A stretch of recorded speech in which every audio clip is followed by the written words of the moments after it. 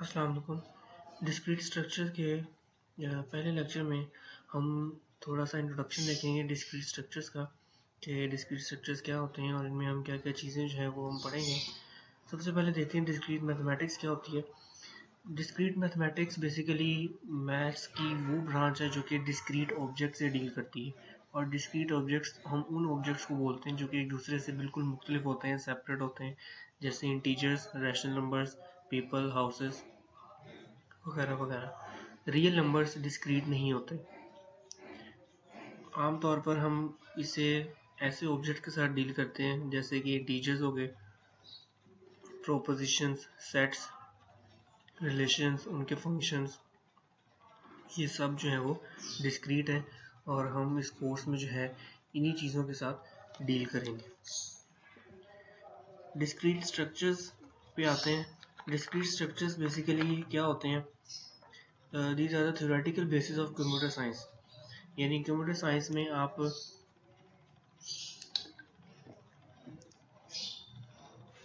जो भी theoretical work है, ये सब चीज़ें जो है ये डिस्क्रीट स्ट्रक्चर उसकी बेस होती है basically. A mathematical foundation that makes you think logically and a prerequisite course to understand the fundamentals of programming. In short, discrete structures हम प्रोग्रामिंग के फंडामेंटल्स को अंडरस्टैंड करने के लिए पढ़ सकते हैं। यानी अगर हमें डिस्क्रीट स्ट्रक्चर्स जो है वो इजीली समझ आ सकता है तो हमें प्रोग्रामिंग जो हम आगे नेक्स्ट करेंगे इस सेमेस्टर में आपके है भी, तो उस प्रोग्रामिंग के फंडामेंटल्स को जो है इजीली डिस्क्रीट स्ट्रक्चर्स के थ्रू अंडरस्टैंड किया जा सकता है।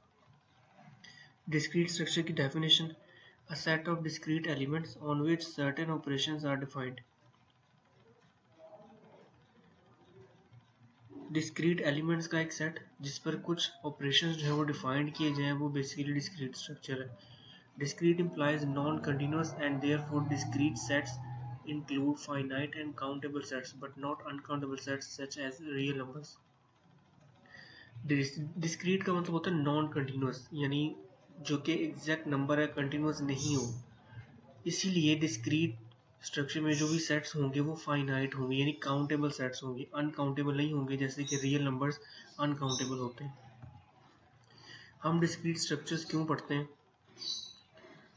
Discrete math is the foundation for the formal approaches. It discusses languages used in mathematical reasoning, basic concepts and their properties and relationships among them. It is also concerned with techniques to solve certain types of problems such as how to count or enumerate quantities. It helps you form a logical basis to decompose a given problem into statements that make sense. Discrete structures में हम वो languages सारी discuss करते हैं जो कि mathematical reasoning यानी mathematics से रिलेटेड होती हैं, कुछ उसके बेसिक कॉन्सेप्ट्स और उसकी प्रॉपर्टीज़ और उसके रिलेशनशिप्स अमंग देम। इसके अलावा वो तमाम टेक्निक्स जो हम यूज़ करते हैं to solve certain type of problems, जैसा कि टू काउंट और इन्यूमरेट क्वांटिटीज़। तो किसी भी क्वांटिटी को काउंट करना और उसे मेजर करने के लिए जो भी टेक्निक्स हम यूज़ करते हैं वो डिस्क्रीट स्ट्रक्चर्स में शामिल होती हैं। It helps you form a logical basis to decompose a given problem into statements that make sense. इसके अलावा कुछ कॉम्प्लेक्स प्रॉब्लम्स, कुछ कॉम्प्लेक्स स्टेटमेंट्स जिन्हें हम डिकम्पोज करते हैं लॉजिकल फॉर्म में ताकि उन्हें अंडरस्टैंड करना ईजी हो सके हमारे लिए, तो ये भी इस पर्पस के लिए भी हम डिस्क्रीट स्ट्रक्चर्स पढ़ते हैं। इस कोर्स में जो हम टॉपिक्स, बेसिक टॉपिक्स कुछ जो कवर्स करेंगे वो एक लिस्ट यहाँ पर जो है उसकी बनी है, जिसमें सेट्स और नोटेशन है, formal logic, proofs, recursion, set combinatorics, relations and function, graphs and trees, ये सब चीज़ें हम इस कोर्स में स्टडी करेंगे। सबसे पहले सेट्स एंड नोटेशंस पे आते हैं। सेट क्या होता है? Set is an unordered collection of distinct objects. Set distinct object यानी मुख्तलिफ ऑब्जेक्ट्स का एक कलेक्शन होता है जो कि अनऑर्डर्ड कलेक्शन होता है। ऑब्जेक्ट्स को हम सेट के एलिमेंट्स कहते हैं या सेट के मेंबर्स कहते हैं। A set can be defined by simply listing its members inside curly braces. Set को हम simply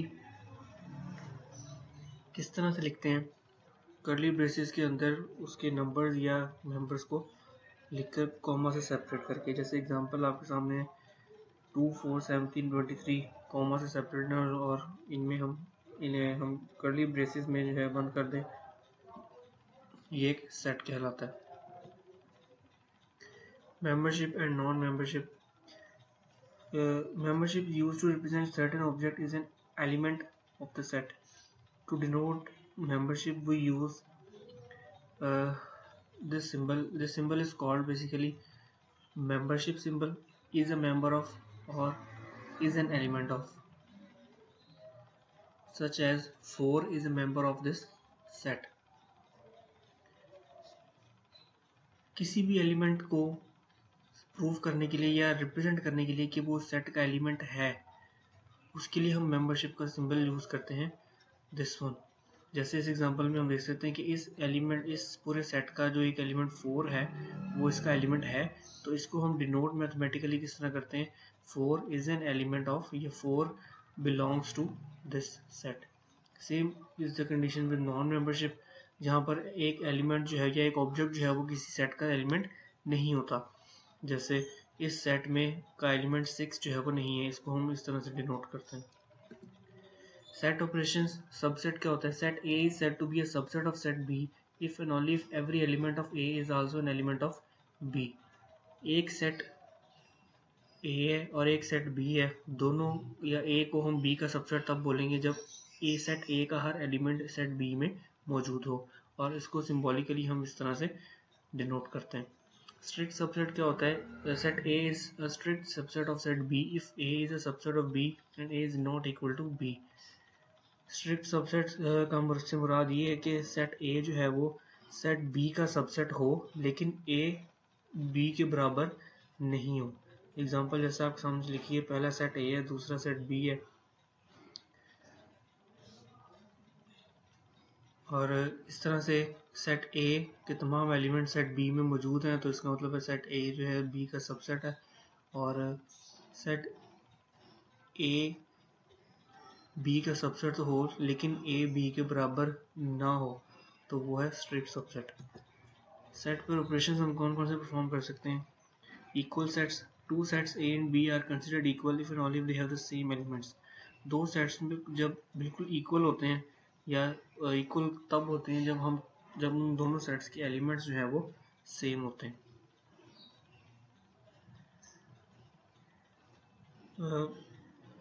A is equal to B से हम इसे डिनोट करते हैं if and only if A is a subset of B and B is a subset of A।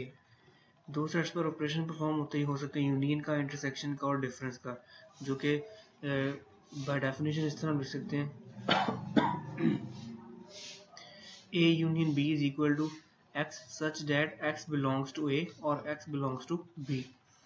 A और B की दोनों सेट्स के एलिमेंट्स को कंबाइन करके लिख देने को हम यूनियन कहते हैं, और इंटरसेक्शन कहते हैं दोनों सेट्स के एलिमेंट्स में जो कॉमन एलिमेंट्स हैं उन्हें हम निकाल के सेपरेट कर लें। और डिफरेंस ये होता है कि जो एलिमेंट है वो सेट A में मौजूद हो लेकिन सेट B में मौजूद ना हो। डिसजॉइंट सेट्स वो होते हैं if they have no elements in common, यानी दो सेट्स ऐसे जिनमें कोई भी कॉमन एलिमेंट मौजूद नहीं है, तो वो दोनों सेट्स डिसजॉइंट सेट्स कहलाएंगे। Complement of a set.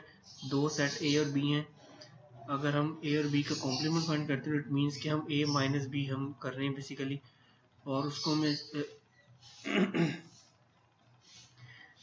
Universal set, इसी तरह से यूनिवर्सल सेट U से डिनोट किया जाए अगर, और U माइनस A, इसको हम A C यानी कॉम्प्लीमेंट ऑफ A से डिनोट करते हैं, तो सेट U में से A के एलिमेंट्स को माइनस करने को हम बेसिकली कॉम्प्लीमेंट बोल रहे हैं। समेशन नोटेशंस क्या होती हैं, अगर हमारे पास चार नंबर्स हैं A1, A2, A3 और A4, लेट्स सपोज 1, 2, 3 और 4, इन्हें हम ऐड करें तो इसको ऐड करने के मुख्तलिफ तरीके हैं, जैसे ये आपके सामने जो है लिखा गया, एक ये मेथड और दूसरा ये।